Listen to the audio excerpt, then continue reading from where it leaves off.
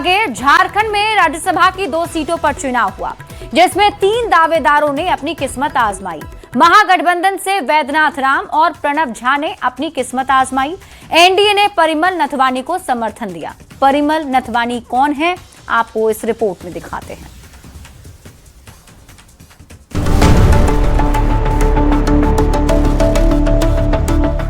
झारखंड की राजनीति में एक बार फिर एक ऐसा नाम चर्चा में है जिसका सफर सिर्फ राजनीति तक सीमित नहीं रहा है। उद्योग जगत, सामाजिक कार्य, खेल और वन्य जीव संरक्षण से जुड़ी एक बहुआयामी शख्सियत परिमल नथवानी एक बार फिर राज्यसभा पहुंच गए हैं। खास बात यह है कि वो तीसरी बार झारखंड से निर्दलीय उम्मीदवार के तौर पर राज्यसभा के लिए चुने गए। एनडीए ने उन्हें इस राज्यसभा चुनाव के लिए समर्थन दिया। राजनीति में परिमल नथवानी ने 2008 में पहली बार झारखंड से राज्यसभा में कदम रखा। इसके बाद 2014 में दोबारा झारखंड से चुने गए। साल 2020 में वो आंध्र प्रदेश से वाईएसआर कांग्रेस के प्रतिनिधि के रूप में राज्यसभा पहुंचे और अब 2026 में एक बार फिर झारखंड से ही निर्दलीय उम्मीदवार के तौर पर वे संसद के उच्च सदन में पहुंचे हैं।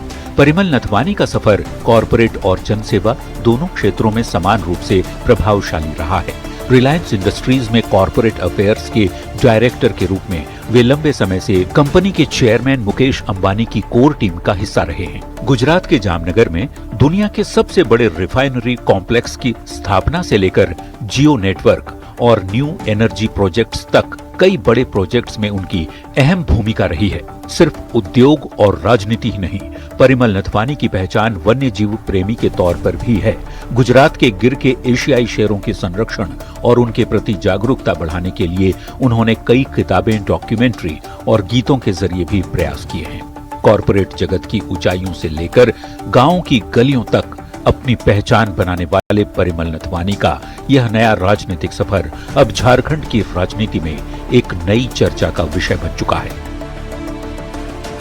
न्यूज़ 18 के लिए रांची से संवाददाता संजय सिन्हा और निरंजन सिंह की रिपोर्ट। तो इस बीच आपको रांची से बड़ी खबर बता रहे हैं। एनडीए समर्थित परिमल नथवानी की जीत हो गई है। बड़ी खबर आपको बता रहे हैं, राज्यसभा चुनाव के नतीजे आ चुके हैं। 2 सीटों पर नतीजे सामने आए, जिसमें एनडीए समर्थित उम्मीदवार परिमल नथवानी को जीत मिली है। 28 वोट उन्हें मिले हैं, तो जेएमएम से वैद्यनाथ राम की जीत हुई है।